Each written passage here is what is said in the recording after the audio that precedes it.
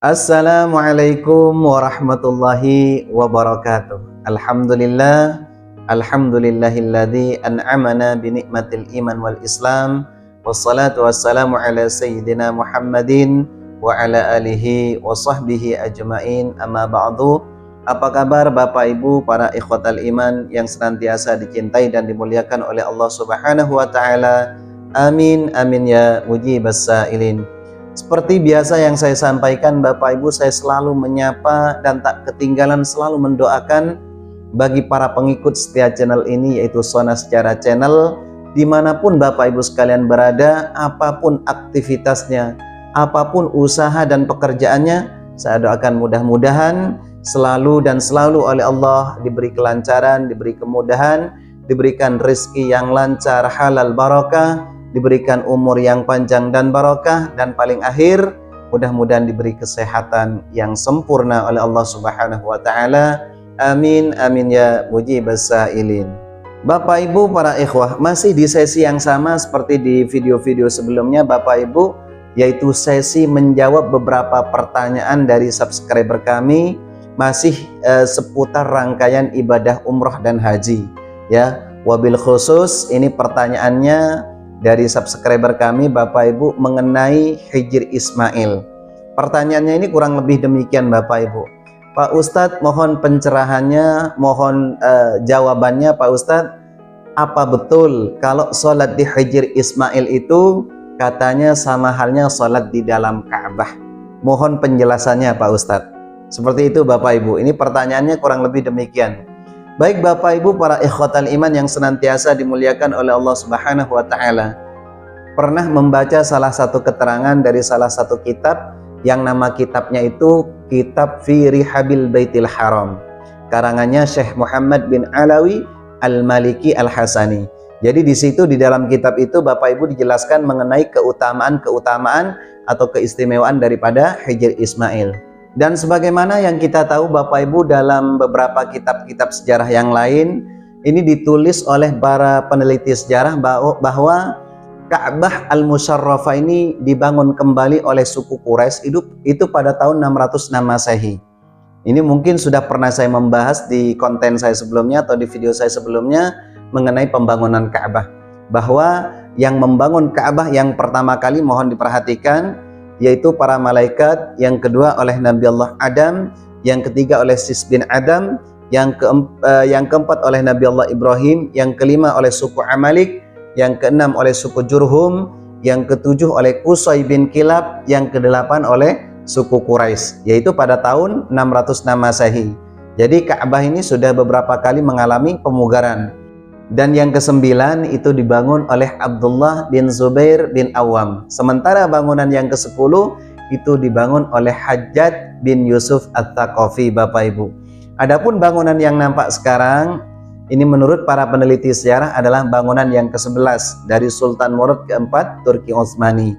Jadi itu mungkin Bapak Ibu sekalian pernah saya membahas di video kami sebelumnya, itu bisa dicek. Baik, sampai di sini saya rasa paham ya Bapak Ibu, bahwa pada tahun ke-606 Masehi itu suku Quraisy membangun kembali Ka'bah. Jadi Ka'bah ini dibangun kembali, direnovasi kembali.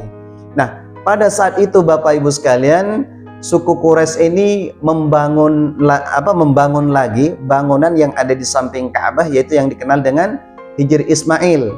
Ya, mohon diperhatikan di gambar ini yaitu Hijr Ismail, yaitu lengkungan setengah lingkaran.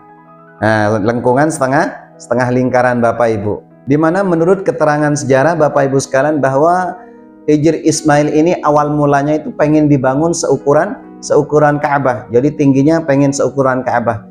Namun dikarenakan orang-orang Quraisy pada saat itu kehabisan dana, maka dibangunlah yaitu berbentuk lengkungan setengah lingkaran.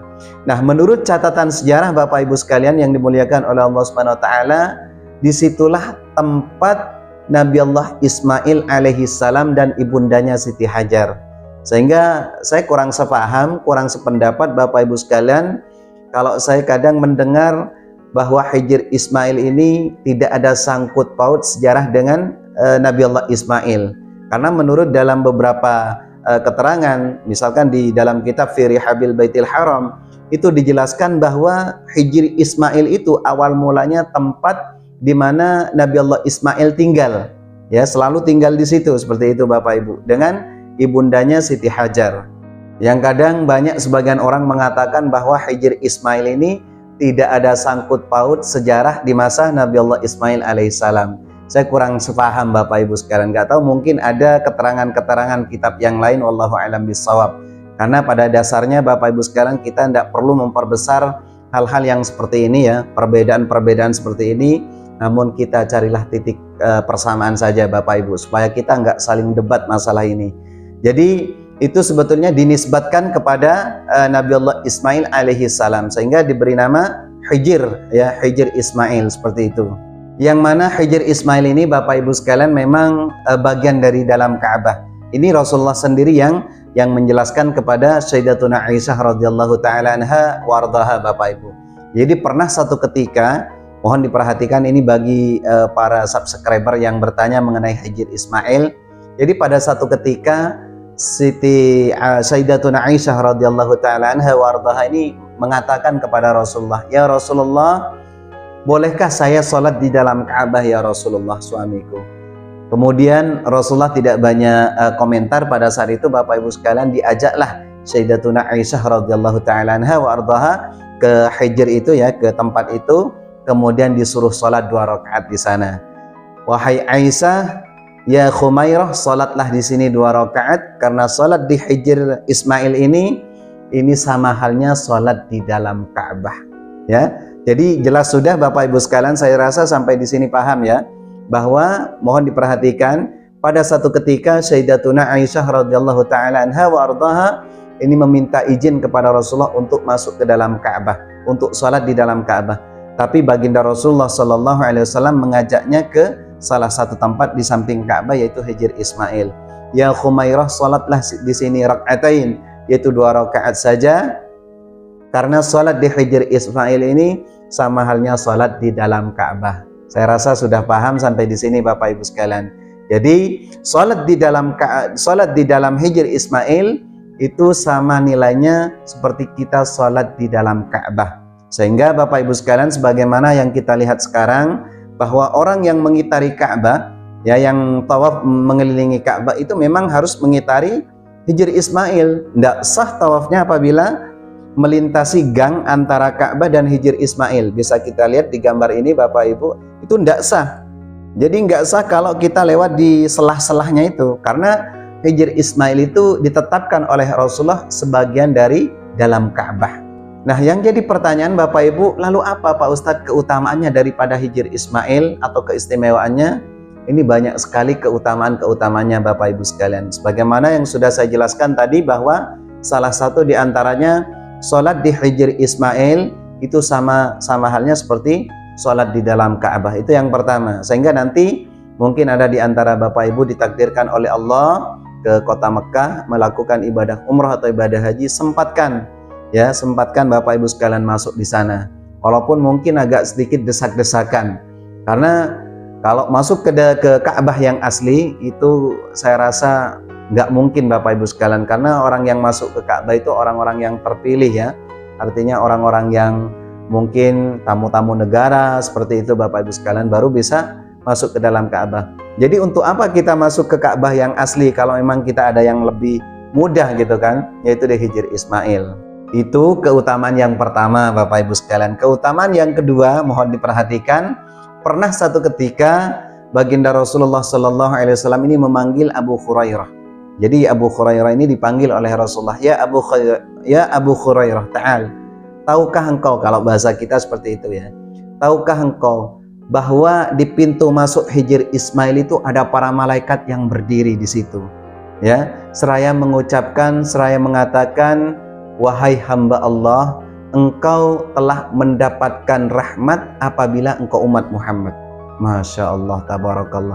Jadi kepada setiap orang yang masuk di Hijr Ismail, kalau dulu itu dibuka Bapak Ibu, nggak seperti akhir-akhir ini. Kalau sekarang ini tuh kan ada pintu itu kan, ada pintu semacam kayu, jadi susah untuk masuknya. Jadi pintu masuk dan keluarnya itu cuma satu dari situ Bapak Ibu. Jadi sekali lagi mohon diperhatikan, pernah satu ketika bahwa baginda Rasulullah memanggil, ya Abu Hurairah, tahukah engkau bahwa di pintu masuk Hijr Ismail itu ada para malaikat yang berdiri di situ. Seraya mengatakan, wahai umat Muhammad, engkau akan mendapatkan rahmat apabila engkau menjadi umat Muhammad. Masya Allah, kita itu sebagai umat Muhammad beruntung Bapak Ibu sekalian, karena di pintu masuk Hijr Ismail itu Bapak Ibu sekalian ada para malaikat yang berdiri seraya mengucapkan seperti itu. Jadi beruntung orang yang masuk di zaman-zaman dulu di situ ya. Kemudian tahukah engkau ya Abu Hurairah bahwa di pintu keluar Hijr Ismail, mohon diperhatikan kan ada pintu masuk, ada pintu keluar tuh. Nah di pintu keluar itu juga ada para malaikat. Kata Rasulullah kepada Abu Hurairah, yaitu pada berdiri semua dan seraya mengatakan, wahai hamba Allah, engkau telah diampuni dosa-dosamu, mulailah dengan amalan yang baru.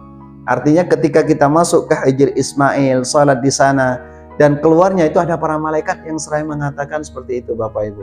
Sehingga sempatkan kalau Bapak Ibu sekalian itu berangkat umrah ataupun berangkat haji, karena ini keutamaan daripada Hijr Ismail.